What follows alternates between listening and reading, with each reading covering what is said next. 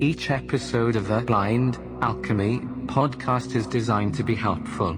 Expect comedy. Do not expect consistency or sense to be made. On today's episode, the Blind Alchemist and the insightful optimist philosopher, John Buckson, embark on a profound exploration of the delicate fabric of positivity. Together, they masterfully orchestrate a rich narrative which carefully excavates the human experience. Stay tuned until the very end as the contours of their conversation reveal and uncover effective strategies for cultivating resilience and embracing positivity, even in the face of adversity. Perfect timing right there.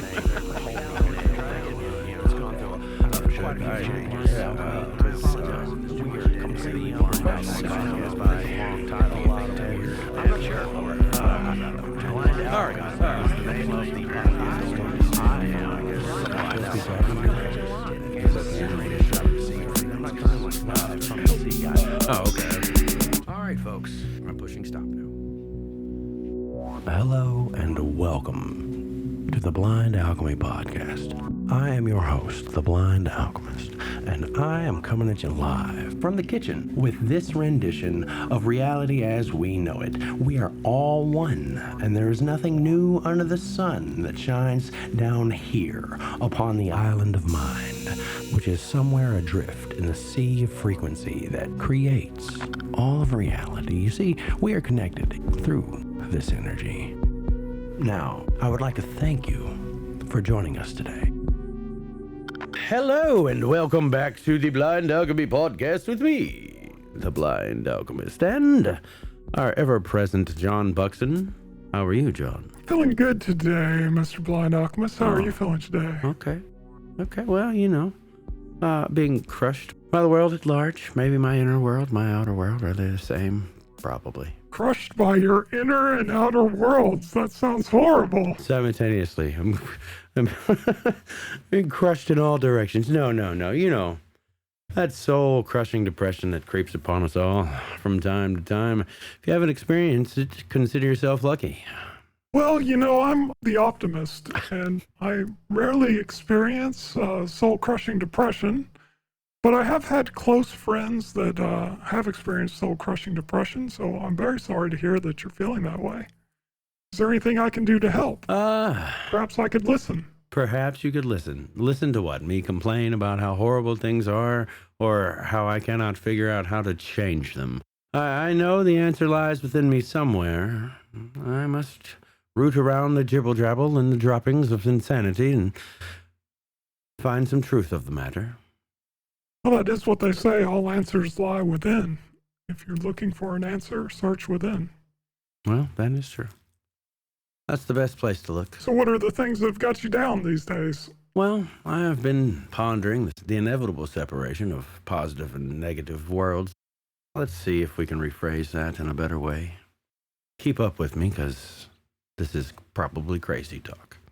Now, if you put any stock in the things that Dolores Cannon says, and if you don't know who Dolores Cannon is, then we'll insert a blurb about her now. She was an American author, hypnotherapist, and publisher. Born in 1931, died October 18th, 2014.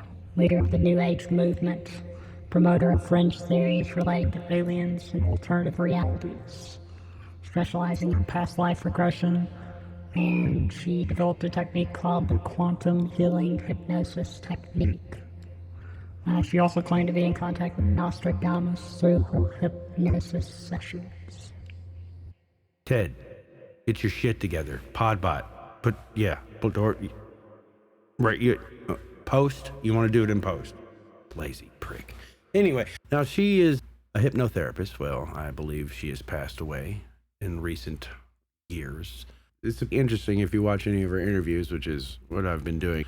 She claims that, I think she refers to it as the soul collective, whatever that entity or conscious awareness that she's been communing with, that there's an inevitable separation for Earth coming, one into what we could call 3D, which is where we are, and then into 4D, which is a higher vibratory plane of existence where no negativity exists whatsoever, allegedly. And the people who cannot vibrate high enough to be positive will remain trapped in the 3D negative world. And I have been finding myself feeling trapped in between the two worlds, feeling the pull of the negative world, and it is not a place that I wish to be, so I cannot figure out how to get a higher vibratory frequency to shift into this conscious 4D plane of existence where there is no negativity, because I'm quite sick of the negativity. How about you, John? Are you negative? No, wait, you're the forever optimist. Roll eyes. Well, I try to be. I try to look at every aspect of my life through the positive bent. I keep reminding myself the only moment is now, and now is the only moment. And if we focus on the now, then problems that we might be anxious about in the future, or the problems that we might feel guilty about or shame about in the past, are less prevalent and exist less.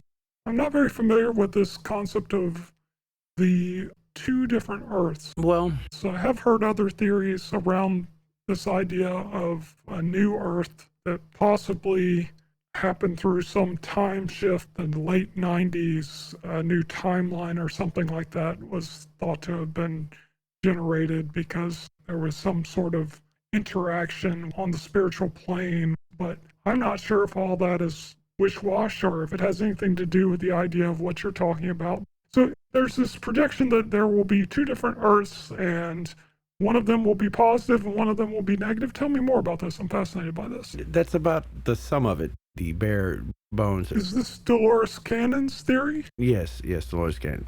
It's not really her theory. I can see how it overlaps this New Age thought, which there is no such thing as New Age, just the same age replayed in a different verbiage. She's claiming that at some point soon we'll be entering into the 1,000 years of peace that is referred to in the Bible and Revelation. So I can see how the Bible, Revelation, and the New Age thought of this separation overlap a bit. Okay. So if you take into consideration, it's possible that could be talking both about the same thing, which is more than likely because there's nothing new. So in other words, the idea would be instead of there being a different planet where people will migrate from the current planet that we live on, maybe it's a new age of man. Just different timeline. Oh, okay.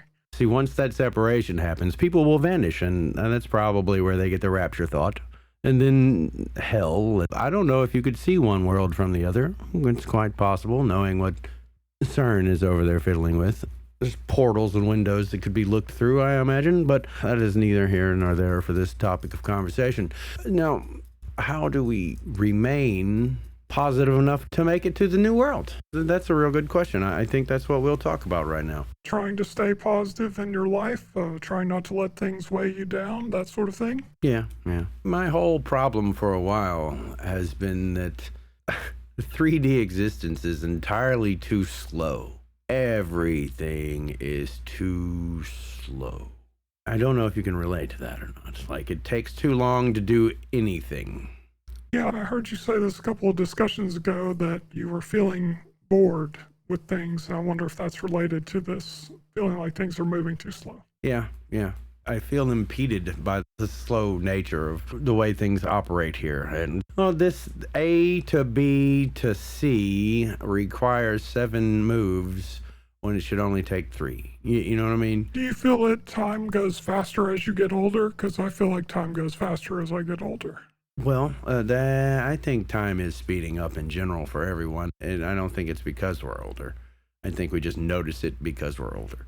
Does that make sense? I don't know. I think it's always been a thing that older people say. You know, I remember as a child, my grandparents telling me how fast time moved, and that was always confusing to me because I remember as a child I often felt bored or frustrated with how slow I was growing up or how many restrictions were given to me, you know, that sort of thing you tell a child. You'll understand when you're older, where I couldn't wait. Well, yeah, that's because you're in much more of a hurry when you're young. I've got all the time in the world now that I'm old, and I don't exactly know what the fuck to do with it, because all the things that I am doing with it are a complete waste of time, energy, effort.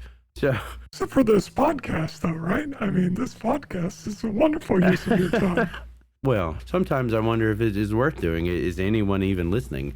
Does anyone even care? And that's more or less, is what I say important or matter? I have this voice that I'm supposed to use somehow, and I don't really know what the fuck I'm supposed to be talking about, because that part of the message has not been yet revealed to me. And so I'm just shooting in the dark about things that interest me. That's how we got here. Where do we go from here now that we're here? I feel like I should be way smarter by now than I am about the things we talk about. But the things we do talk about on the show are convoluted and complicated at best. That's true. And I think as you explore deeper and deeper into things, you realize that there are more and more questions about the things that you're learning about. But I would encourage you to face that not with despair at the lack of answers, but maybe with an excitement about the chance for discovery. If it is all in our minds anyways, right? Mm-hmm.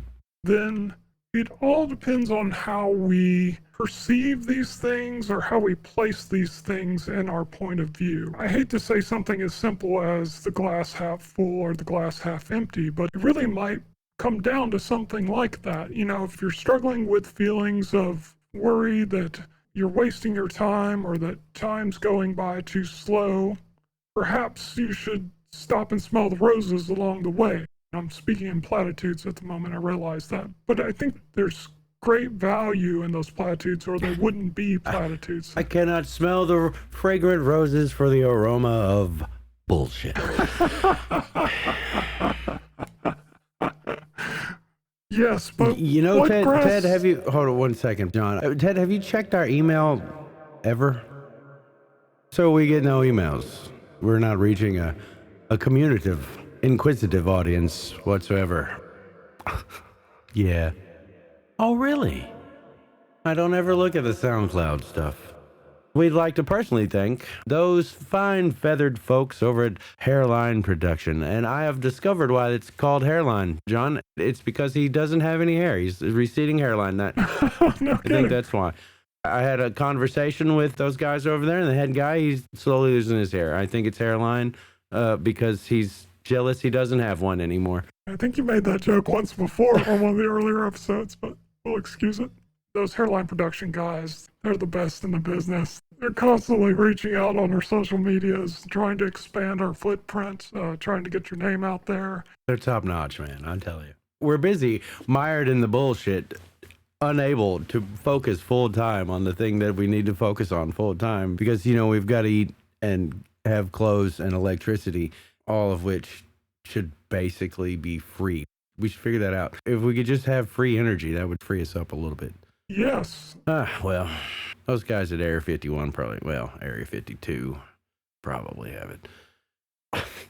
There were some recent new innovations with nuclear fission, micro-sized fission reactors that they're building that are basically like 3 feet by 6 feet, because many of the problems with nuclear fission are in the massive scale at which they're used. But there's been nuclear-powered submarines for a while, and there's plans for nuclear-powered spaceships and that sort of thing that use much smaller nuclear reactors, which aren't so dangerous. You know, they don't compel the fear of blowing up an entire large city like your regular nuclear reactor does if it melts down. But there have been some innovations. Well, you know, Bob Lazar, if you know who Bob Lazar was, allegedly worked at Area 51 and got out of there and worked on a few projects. He claims that there's a device about the size of a basketball that will run New York City. Huh. Why we don't have those everywhere? It's probably because no one can profit off free energy. So he claimed that there was some sort of alien spacecraft technology that could be used by the military. Yeah, I think that's one of the projects he worked on. Okay. Weren't his claims widely disputed, and wasn't he convicted for criminal offenses, including pandering and illegal trade of goods? I mean, who knows what the truth is? Because, truth gets swept away and you get labeled and discounted quite easily. Yeah. Remember, we've had 5 or 6 vehicle engines that ran on water alone, and all the last 5 guys died. Now we will take a break for some advertisements. Please support our sponsors. Just imagine this could be your advertisement. Please reach us at theBlindAlchemyPodcast@gmail.com to provide sponsorship. And now, back to the show. Ironically, most of our energy producing forms in the world today, this is slowly changing with the leaps and bounds of technology in solar and wind and hydrological electricity over the last couple of decades. But, all of our energy production up to this point is really steam driven. It's all water powered. All of it. Ever since they created the steam engine, who knows, 1,000 years ago. We just use different things like fossil fuels or nuclear fuels to heat up water to drive great big turbines that create our electricity that we all use in our houses. Did you know that fossil fuels is a marketing term to imply scarcity? Same as conspiracy theorist. Well, It's just a marketing term to get you out of the way. okay, I wouldn't hesitate to think that marketing terms are used in all of the main commodities. That's sort of one of the proponents of the way that the stock market and all of the large capitalistic markets in the world work, right? They're all working on marketing terms. It's all about trying to get someone to buy something or to raise the value of something, I should say, or to maintain the value of something, right? I wouldn't be surprised. I mean, it's like green energy or any of that stuff, clean coal. All those sort of marketing terms are used to assuage the purchaser of the stock or the purchaser of the commodity. But I was just saying, I think Lazar was, A crackpot. according to his Wikipedia, he got in some trouble. Well, you see what they did to Snowden, right? Yeah, yeah. So he could be lying, he could be telling the truth. You never know because of the spin. Yeah, in 1990, Lazar was... That's the problem with the world we live in. It's controlled by fear, the negative world. Yeah. Every day. You can't turn on anything without fear. I have noticed that. How do you escape a system designed to keep you afraid and feed off of your fear? How do you escape that? Well, you can turn off the TV. It's just that simple. No, because everything else is powered by it. You can turn it off, and that guy over there can turn it off, and you can get together and have an actual conversation as we are, and that will help you and the other guy, and whoever overhears your conversation may go, that sounds like a good idea. Maybe I should. But it's a slow trickle effect. It's taking too long to overthrow. Then you got to kill the beast that feeds on fear first. So we got to identify that guy before we can stab it to death, or however we're going to slay that particular dragon. Although I try to remain optimistic about it, I am equally distressed.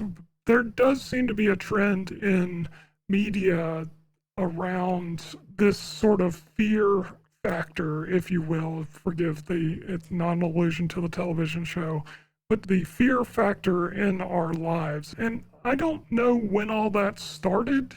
Drama sells, right? Drama sells on news, and your local news reporter is always going to get more views if they're reporting on something that is exciting.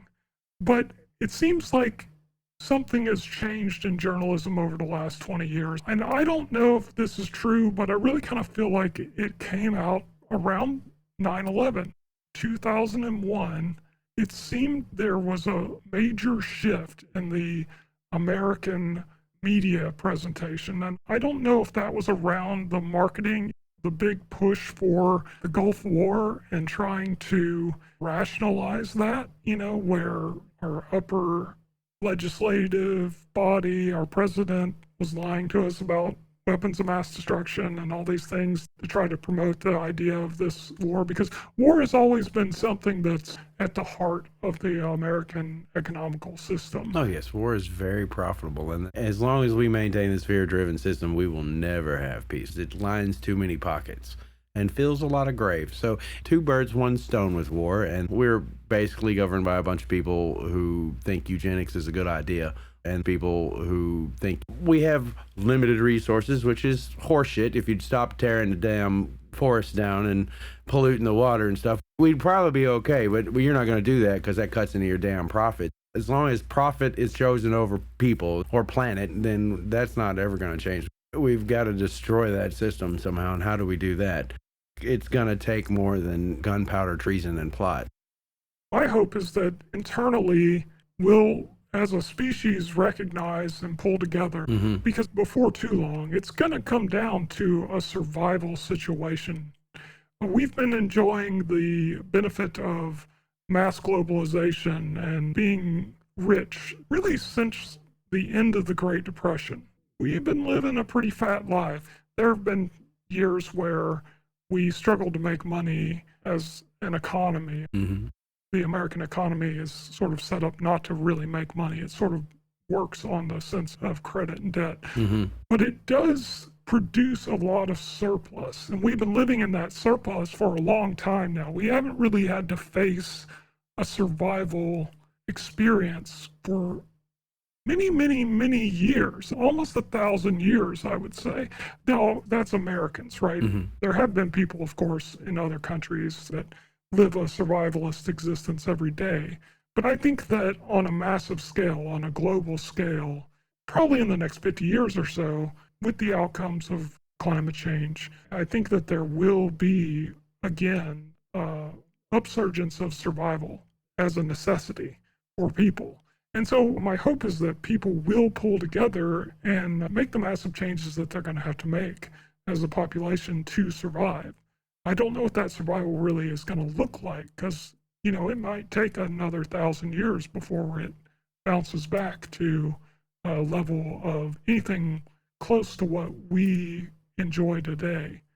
But hopefully, you know, in the long term, there is some optimism there. But I think that's not what you're talking about. I think what you're talking about is more on a spiritual personality level. Isn't that true? Well, they kind of overlap because one thing is a shadow of the other, if you will. The higher is the projected lower. Explain that a little better for me. The higher is the projected lower. Well, 3D is the shadow of 4D, and 2D is a shadow of 3D. If you take a 3D object and shine a light upon it...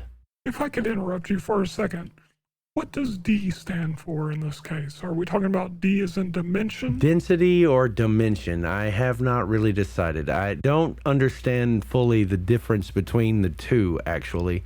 Now, the Dolores Cannon stuff that I was talking about earlier, she calls it density. Is it an energetic density, a spiritual density? I am not the guy who knows, is all I'm saying. Anyway, if we take a 3D object and we shine a light on it, the shadow it casts upon the wall will be a 2-dimensional object. So the logic goes, 2D is a shadow of the 3D, and 3D is a shadow of the 4D. Okay. And so on up the scale to at least 12. Why 12? I don't know that one either. Okay. I'm not sure I really follow. Yeah, like I said, this is convoluted and complicated because we've got too many words that are similar and mean the same thing, can be taken different ways. Let's take doctrine and heresy. Okay. They're basically the same thing. Well, doctrine would be what is considered... It's a school of thought, and a heresy is a school of thought opposite the one that I hold. Yeah, it all depends on the subject matter. Doctrine could be whatever is written to be a dogma of a religion or religious teachings. And then in that case, heresy would be something that's antithetical to what that doctrine states. But doctrine can also mean political or... But one man's heresy is another man's doctrine. Sure. Okay, I see it from that perspective, yeah. Etymologically, they're the same. I think with heresy, there is always the position of power, right? So those in power who choose what is the religious right, and I don't mean right or left as in political stance, but I mean correct or wrong. Right. Right. So in modern culture, at least in the West, there's a monotheistic majority. So if I came to you in the West and you were a clergyman of the Christian church, and I said to you, there are multiple gods, there are more than 3 spirits, then that would be considered heresy. And if I went to someone in the East who perhaps believed in a religion like Hindu, and they were one of the elders of the Hindu religion, and you said to them, there's only one God, then you would be the heretic. So yes, from that perspective, I see your point about it's choose your own adventure. Yeah.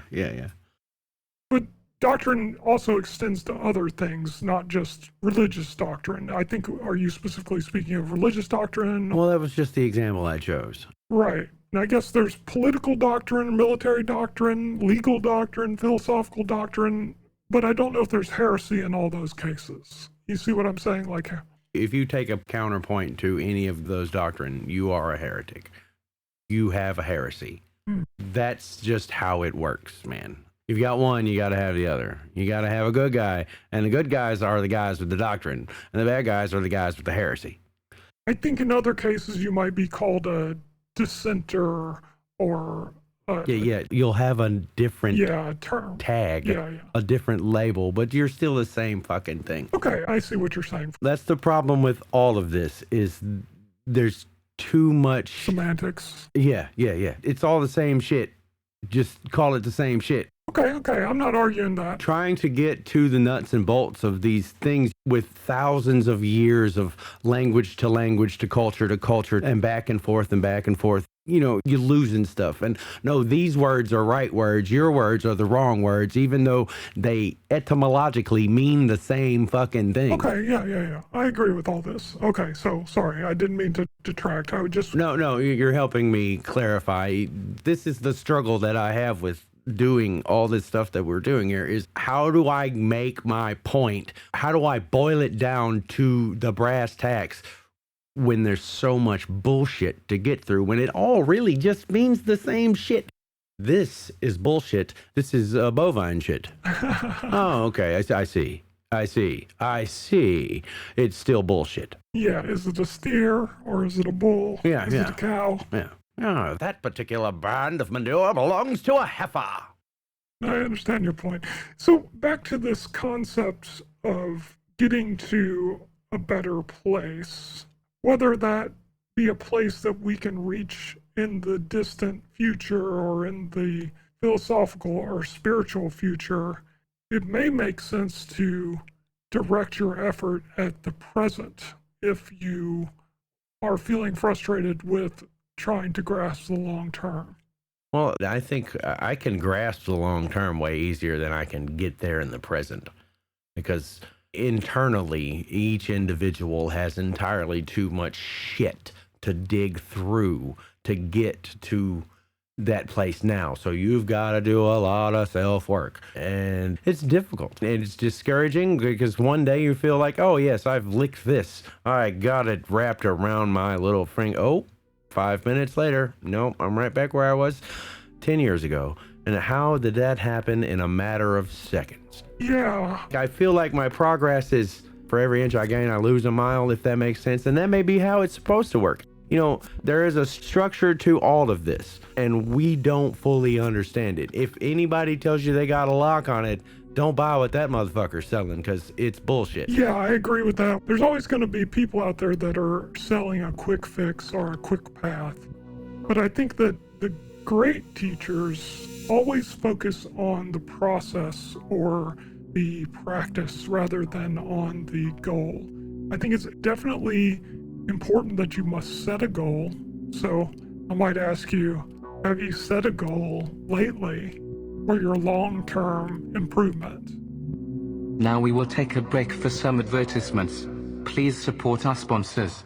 Just imagine this could be your advertisement. Please reach us at TheBlindAlchemyPodcast@gmail.com to provide sponsorship. And now, back to the show.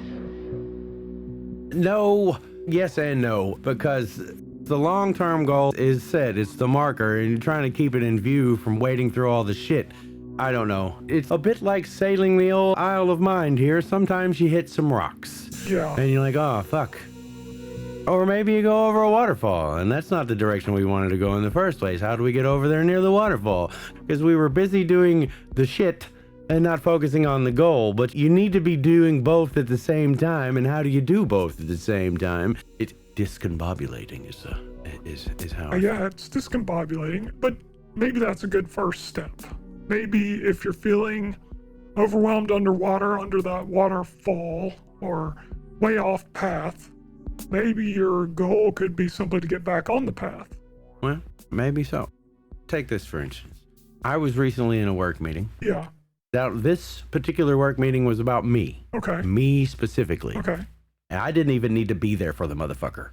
They acted like I wasn't even in the room. I understand. So, you know what I mean? I'm weighted down by the shit that doesn't matter, and I feel like I'm hitting a wall at every attempt I'm making for moving forward. It's like, I didn't put this wall here, or did I put this wall here? Is this wall mine? Is it a mental thing? Is it an emotional thing? Is it a spiritual thing? Or is it, maybe I'm just old and don't give a fuck about this stupid shit anymore. Yeah. This materialism, I mean, we're here, but temporarily, and it's, merrily, it's a dream anyway. So why doesn't it work like it should? Or is it working like it should? Or how you think it works affects how it works? Yes. How you think it works definitely affects how it works. See, so you've got to know what it is so you can figure out how it works so you can navigate it, right? If you cannot use the system to your advantage, the system will crush you to death. So you've got to know the system. And that's the thing. We don't know the system. We know the system that affects us directly. I think you're talking about the system in the big picture. Doing 90% of people say the word toroidal field to someone and see what happens. They're going to be like, what? What the fuck are you? Yeah. I have super fucking nerdy science friends. That's bullshit. No, that's a real fucking thing. You're a walking toroidal field. It's shaped like a donut. That's what toroidal means. Okay. Yes.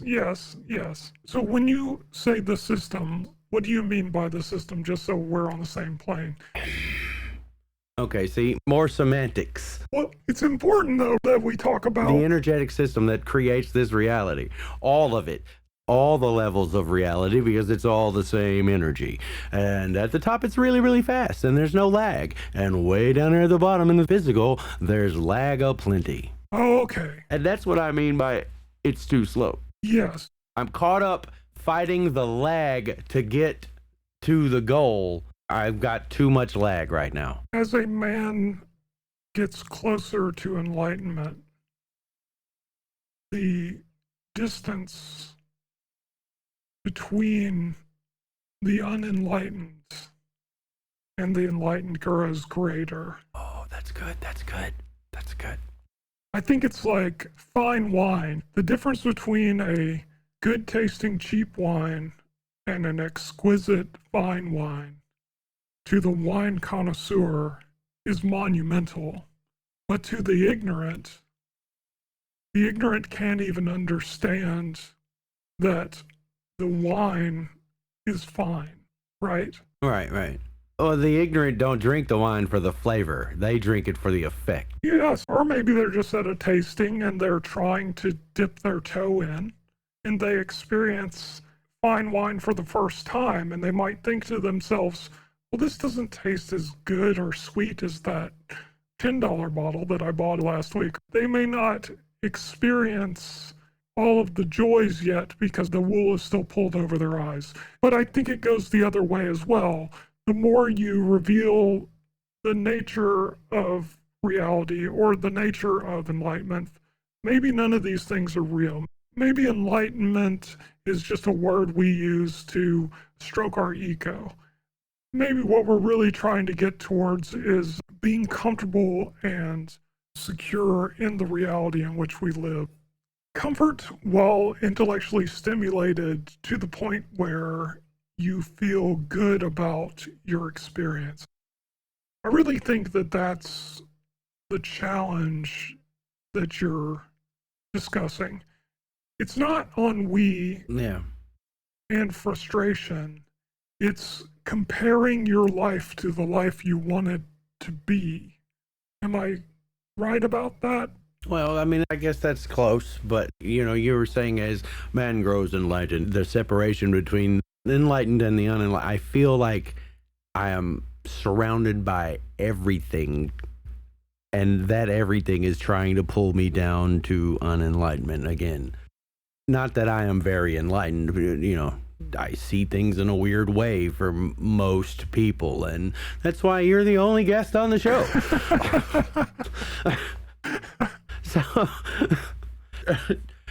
there's three people in my day that I can mention something offhand like this to, and they'll go, oh, yeah? Yeah, okay. There are other people, though. And the rest of them have got that no light in my eye, dead person stare. Like, I would tie my shoe, but I'm wearing slip-on boots because I'm not really smart enough to tie my shoe. You see? Maybe we need to find more of a community. Ah, yes. So, well, that was the point with this podcast, and nobody likes us. I don't think that's true. I think it's less true that nobody likes us I like us. than it is that they just haven't found us yet. Ah, yes. Find us here. Find us here. Yeah. Maybe we need to put out flyers. Go old school. Go punk old school. And just go to the mall and stick flyers on everybody's car with the name of the podcast. Essentially, it's no different than shooting the podcast out into space on Spotify or Apple, iTunes. People only will pick it up if they know about it, right? Right. And so you got to constantly reach out. And that's a goal that every podcaster in the world has. I don't know how they achieve it. I think it's through longevity. There's podcasts that have been around for 20 years, and those podcasters grew an audience over that time. But I think the first year that they made podcasts, they didn't have a big following. Oh, yeah. Everybody wants to be Joe Rogan, but everybody starts out as us. So Joe Rogan started his podcast after he already had 2 million fans. Right. So it was much easier for him to build a podcast because people knew who the heck he was. Right. But Joe Rogan is kind of an example of a person that might not be within the same community as you, but he's definitely open-minded about some of the things that you're open-minded about. Right. He would definitely talk about some of these things. I think he has. So pick us up, Joe. It's over here. Come on the show, Joe. It's a challenge. We challenge you to come on the show. Joe Rogan on the Blind Alchemy Podcast, brought to you by the Line Goat Network. Well, I'm trying to meet him at his level. He's a fighter. He likes good challenge, so maybe I'll meet him on his own level. Yeah, that's good. I'm optimistic that he will crush us, but I'd be grateful for the crushing if it got anybody to. Oh, yeah. Hey, look, if I get crushed by Joe Rogan, that'd be great. I'd be like, hey, humiliated by Joe Rogan? I'll take that. No problem. I'll take that. I'll take those lumps, boss. Those Hairline Production guys, they're the best in the business. They're top notch, man. I tell you. So goals are a good way to fight that feeling. I think other ways, I mentioned focusing on the present, which I know you try to do. I think meditation practice is good for that. You know how sometimes when you take that, everything's just fine. That breath. Yes. I'm here, and that's when the whole thing explodes for me. Every time I'm like, thank God. House of fire. Holy shit, I just paused to take this breath. I just got here out of the house of fire, and now this house is on fire. Where's the fire coming from? Who is starting these fires? Is it me? Where is my fire extinguisher? You mean internally or externally? Or are you speaking in metaphor, or are you saying... Well, I'm speaking from practical personal experience. Every time I take that internal breath, thank God, something in the physical goes... I'm like, and I'm right back to, oh fuck, panic, and I don't want to be that guy. I don't want to be panicked. I see. I don't want to be that guy because that guy can't think straight. That's right. It's better to be calm and in control even in a crisis. But crises do occur. Yeah, I hear what you're saying. Yeah. And it's just like every time, okay, that crisis is over. Oh, okay. That sigh of relief that I survived this crisis.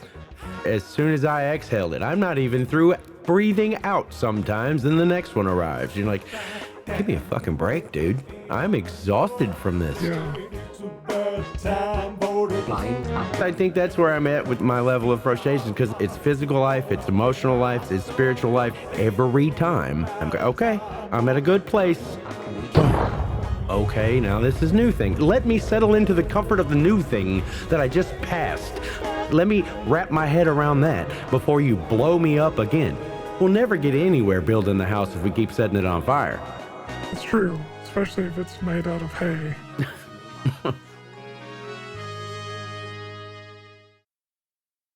I think we should take that breath right now. Let's take that breath right now. Let's take that breath right now. We're in a safe space. We're in this enclosed podcast space, and encourage all the listeners out there, everybody's listening to the podcast, whether it's now or 30 years in the future. Oh, there is only the now, so they'll be listening to it now. That's right. Right now, everybody close their eyes and take a deep breath in.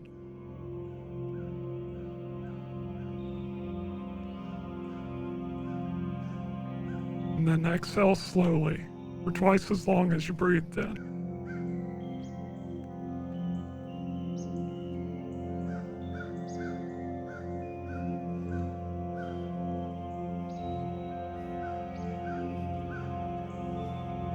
One more time for safe measure.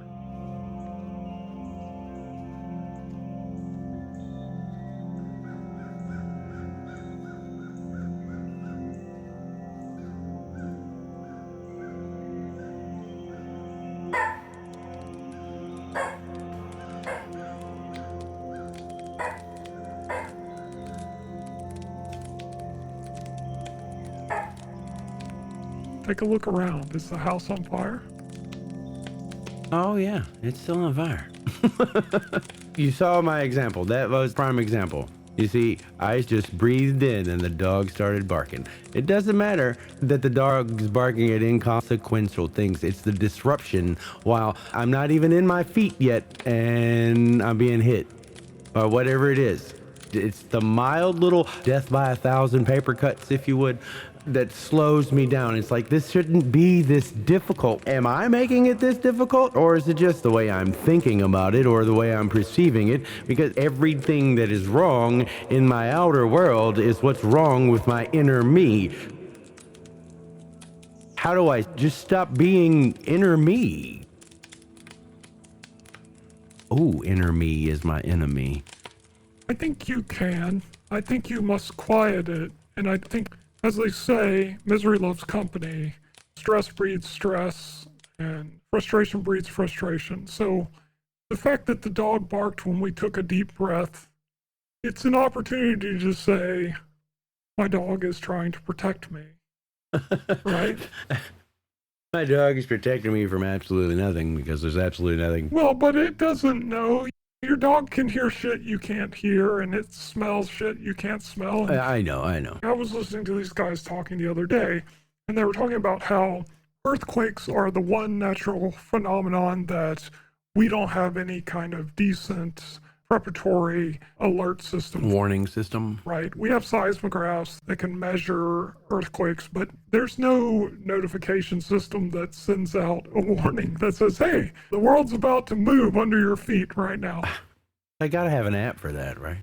Cats, apparently, felines, house cats, apparently can sense when an earthquake is coming. And they have been known to do this for years. And it's probably something to do with the fact that cats have a hearing range that's well beyond our own hearing range. They can hear sounds much deeper than us, and they can hear sounds much higher than us. I mean, just look at their ears and where they're positioned on their head, and you'd know that they have great ears. Obviously, I think other animals probably do too, like whales or elephants or predators. But they tried to form some sort of warning system from cats. in the past where they would say, if you have cats that are freaking out and acting weird, then send us a message, because apparently they can notice these things like a couple of days in advance. And that would be enough of a warning system. And they actually had people write letters in to notify them if their cats were acting funny. And there may be something like this that exists today on the internet. I'm sure there probably is. Just my room full of cats. Well, the point I'm trying to make is that there are phenomenon in the natural world around you, and there are phenomenon within your inner world that can act as these warning systems, these alert systems for when these frustrations or these pattern changes are coming about, so that when a crisis happens, it doesn't have to be always a crisis in your inner experience. Now we will take a break for some advertisements. Please support our sponsors. Just imagine this could be your advertisement. Please reach us at TheBlindAlchemyPodcast@gmail.com to provide sponsorship. And now, back to the show. You follow what I'm saying? Yeah. If you train yourself to be aware of these things as they're coming, I, for example, experience migraine headaches, and I'll know a couple of days in advance when one is coming.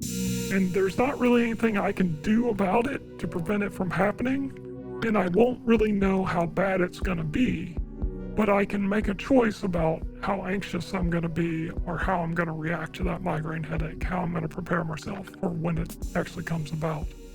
And I think that that is something akin to the emotional experiences that we have. There are things you can mark like times of the year. It's an especially volatile time of the year atmospherically, so it would make sense if you were having some emotional reaction to that sort of thing. Serendipitous. Yeah, I mean, I get what you're saying, but my example of the dog barking as I start to, like, I'm aware that I'm getting frustrated, so let me take that pause. Oh, here's 7 more things that's going to make you frustrated before you even get the pause started. Do you know what I mean? Did that frustrate you when the dogs are barking because we're recording? That didn't really bother me. It's because I'm trying to find the center, because that's always how it happens. I'm trying to find my center so I can gain my balance and not flip the fuck out. Oh, here's 7 more goddamn things all at one fucking time. Let's try it again now. Okay, let's try it again. Let's see what happens this time. All right, everybody, join us. We're going to take a deep breath in. Okay, round 2. Breathing in through the nose.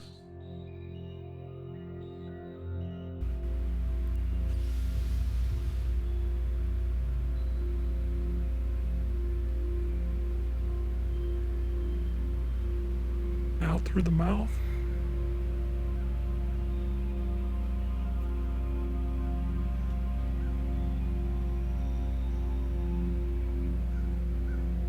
And again.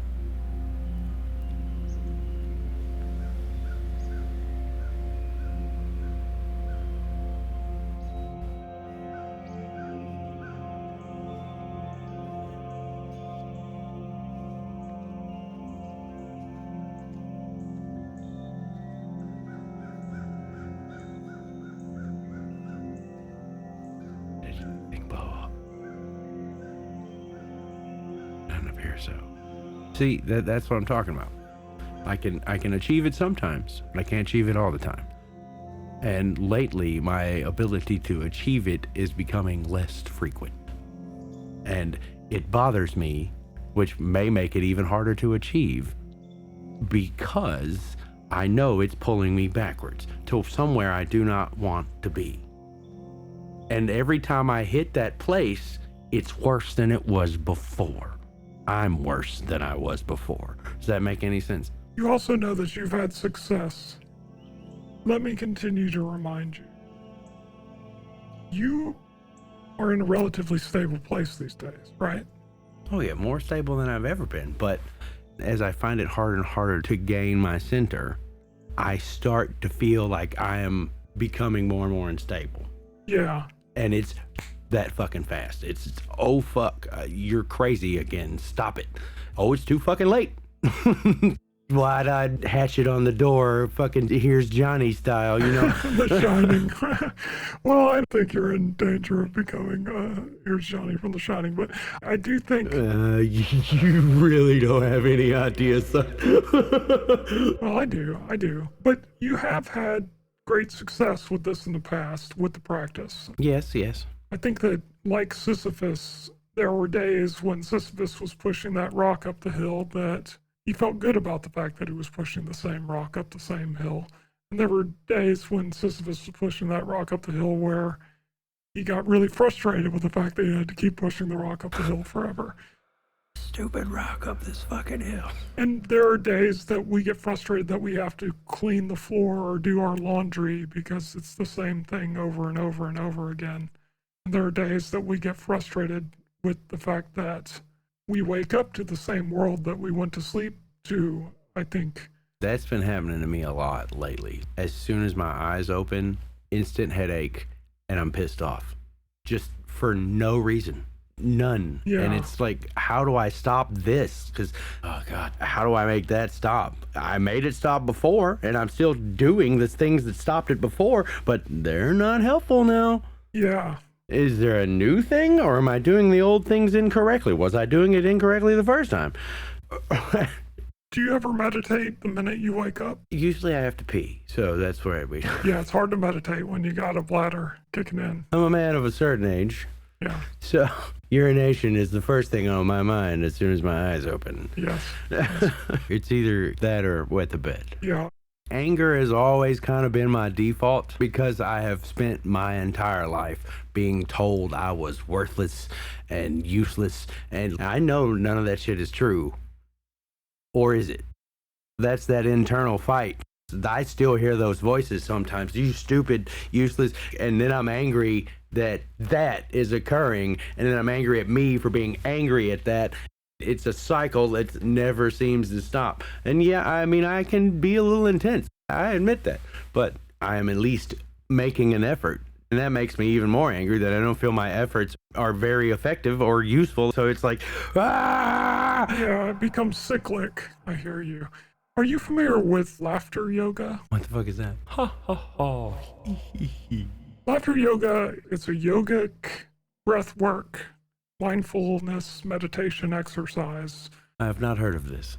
Do extrapolate. You've heard the idea of if you wear a smile, you will eventually begin to smile on your own. And it seems like total bullshit. No. I do this every day. Yeah. I make the joke, I have a drawer full of smiles and it's time to pretend to care. Click. Yeah. You know, I just tick the key in the key.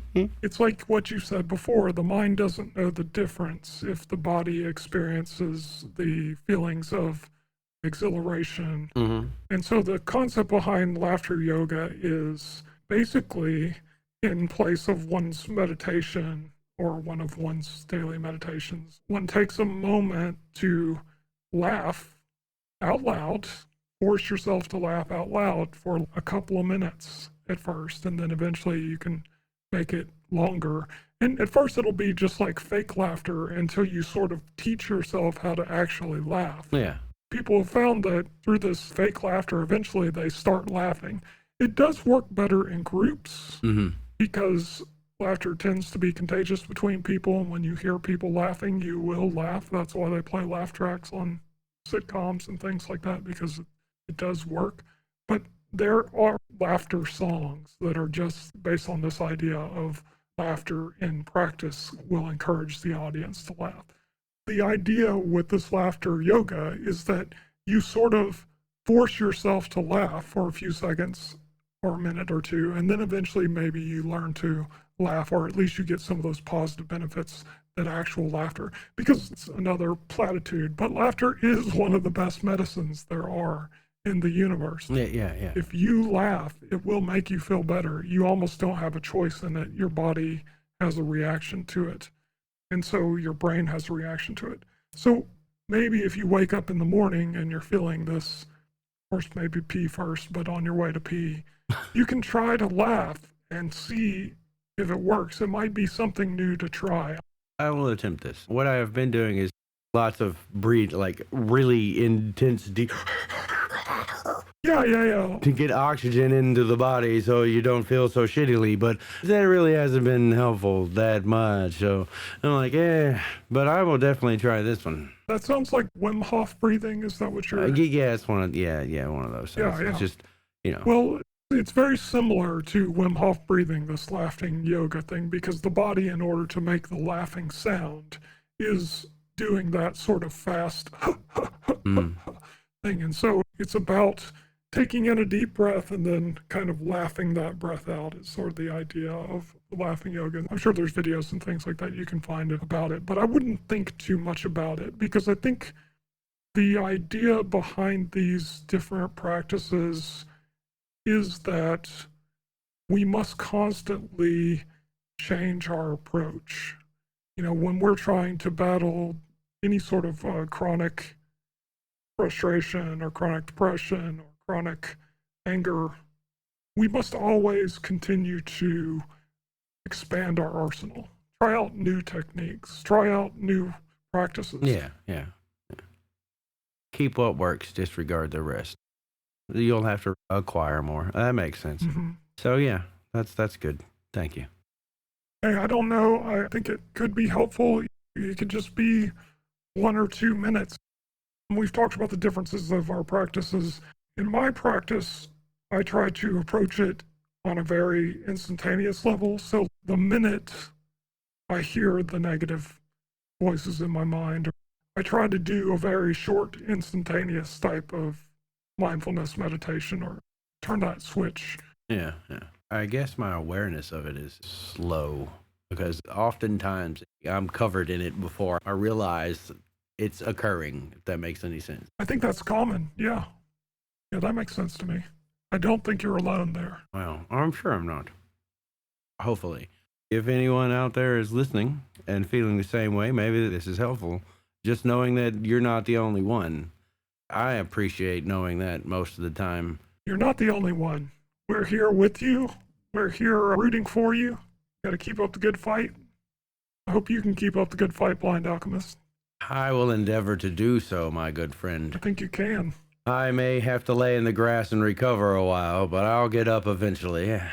Lying in the grass on a beautiful day is a wonderful thing to do. Hear the worms crawling around you and become one with the earth. That's usually when I get up. They tickle.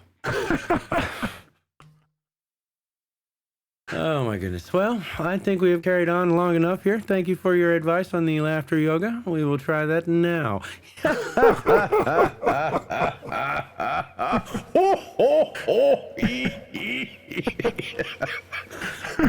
See, you got a real laugh. It didn't take long. It didn't take long. You got me, right? Okay. See, try that at home, guys.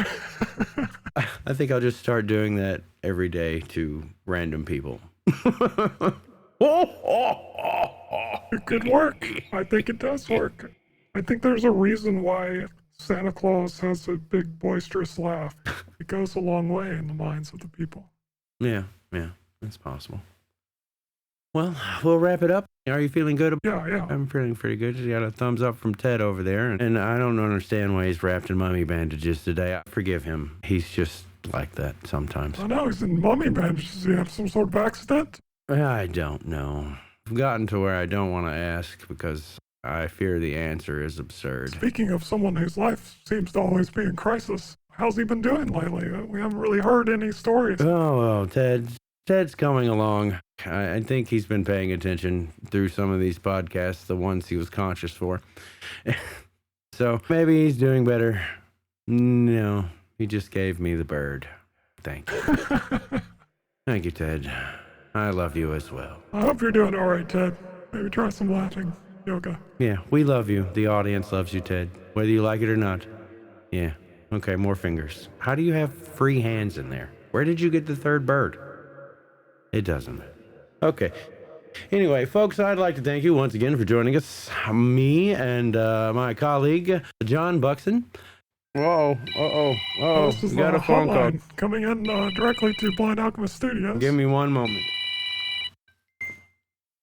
Hello? Hey. Yeah. Mm-hmm.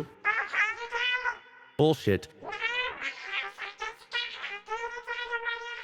are you talking about? Very excellent work. Total horseshit.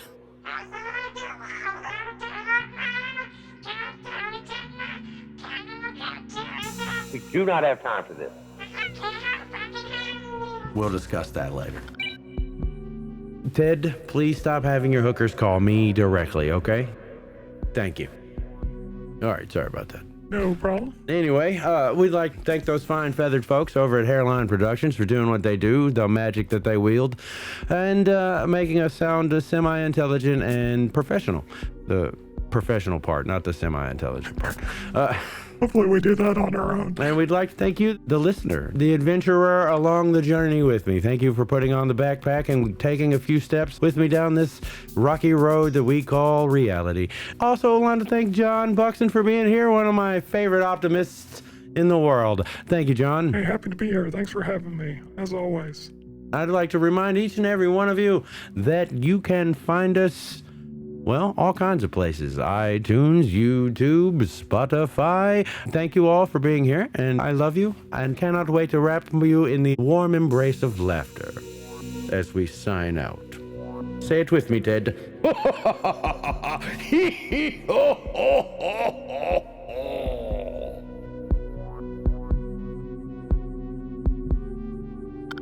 We would love to receive your feedback and your questions for advice. Please email us or send us a voicemail. Our address is TheBlindAlchemyPodcast @gmail.com. Find, like, review, subscribe, and contact us on Facebook and YouTube at The Blind Alchemy Podcast, all one word.